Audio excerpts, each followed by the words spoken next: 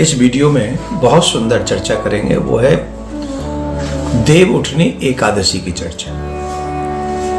एक देव शयनी एकादशी जो 4 महीने पहले थी, अब देव उठनी एकादशी। इस वीडियो में हम बहुत महत्वपूर्ण चर्चा करने जा रहे हैं। देव उठनी एकादशी के विषय में हम और क्या कर सकते हैं, ऐसा क्या पूजा करें जिससे हमारी मनोवांछित इच्छा पूरी हो जाए, विशेष इच्छाएं किस बात से पूरी होंगी, और कैसे भगवान नारायण को हम मना सकते हैं। इन सब विषयों पे हम इस वीडियो में चर्चा करेंगे। तो आप सभी को मेरा प्यार भरा राधे राधे। बड़े ध्यान से इसको सुनिए। देव उठनी एकादशी, जिसे हम लोग बहुत महत्वपूर्ण तरीके से मनाते हैं, सनातनियों के लिए एक बहुत विशेष महत्व होता है। एकादशी तिथि के दिन भगवान विष्णु की प्राप्ति के लिए पानी में एक चुटकी हल्दी डालें और उसे स्नान करें। साथ ही इस दिन पीले रंग के वस्त्र पहने, क्योंकि पीला रंग भगवान विष्णु को बहुत ही पसंद है। ये तो हो गया आपका स्नान और आपका वस्त्र। उसके अलावा आपको क्या करना है, उस दिन सुबह ब्रह्म मुहूर्त में उठकर पहले स्नान इत्यादि करके संकल्प कर लें। संकल्प करने के बाद में ये वस्त्र इत्यादि धारण करने के बाद में भगवान विष्णु की पूजा करें, अर्थात भगवान श्री कृष्ण की, राम की पूजा, आप जो अपने आराध्य हैं उनकी पूजा करें। तो उस दिन जो है एकादशी के दिन भगवान विष्णु को अर्थात श्री कृष्ण को पहले शंख से गाय के दूध से अभिषेक कराना चाहिए, उनका स्नान कराना चाहिए। इसके बाद गंगा जल से स्नान कराएं। ऐसा करने से व्यक्ति की आर्थिक समस्याओं को तो दूर होती है, साथ में भगवान विष्णु को बहुत प्रिय लगती है ये स्नान। तो हमें शंख से, गाय के दूध और पंचामृत इत्यादि से उनका अभिषेक करना चाहिए। तो आप सभी भगवान नारायण की पूजा इस तरीके से करें, फिर उन्हें नैवेद्य इत्यादि चढ़ाएं रोली से, या वैसे उनको हल्दी का तिलक लगाएं क्योंकि उन्हें वो बहुत प्रिय है।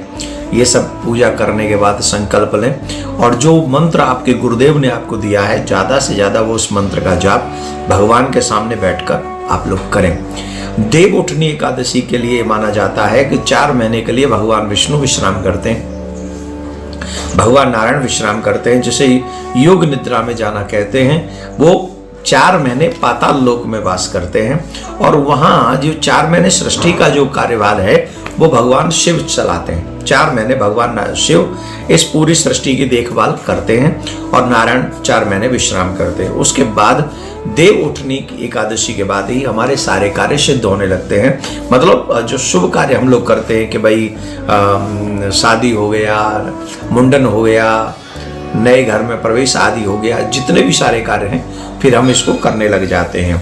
तो इन कार्यों को हमको करना चाहिए। तो देव उठनी एकादशी का ये बहुत बहुत महत्व है। मैं आपको कुछ चीज़ें और बता देता हूँ। देव उठनी एकादशी के दिन पीपल को जल अवश्य चढ़ाना चाहिए, क्योंकि भगवान विष्णु का पीपल में वास होता है। तो देव उठनी एकादशी को आप 1 लोटा जल ले जाएं, थोड़ा सा मिष्ठान ले जाएं, और वहाँ पीपल के पेड़ के नीचे आप पीपल की जड़ में चढ़ा दें, जिससे आपकी प्रत्येक मनोकामना पूर्ण होगी। ये बहुत ध्यान रखें। एकादशी व्रत के पुण्य के समय संसार में कोई और पुण्य नहीं है। जो पुण्य सूर्य ग्रहण में दान से होता है, उससे भी कई गुना अधिक पुण्य एकादशी व्रत से होता है। इस व्रत का पालन करने से गौदान, स्वर्णदान, अश्वमेध यज्ञ से मिलने वाला पुण्य भी उससे भी अधिक फल हमको इस एकादशी के व्रत का प्राप्त होता है। इसलिए हम सभी को एकादशी का व्रत अवश्य अवश्य अवश्य करना चाहिए, और हम लोगों को भगवान विष्णु की कृपा प्राप्त करने का प्रयास भी करना चाहिए।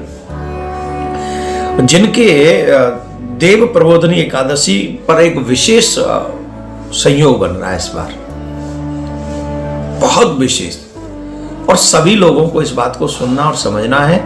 और इस पर देखो, रोग लगता है तो दवा जरूरी है, समझ रहे ना आप? कोई रोग लग गया तो दवा भी जरूरी है, तो दवा मिलेगी तो रोग शांत होगा।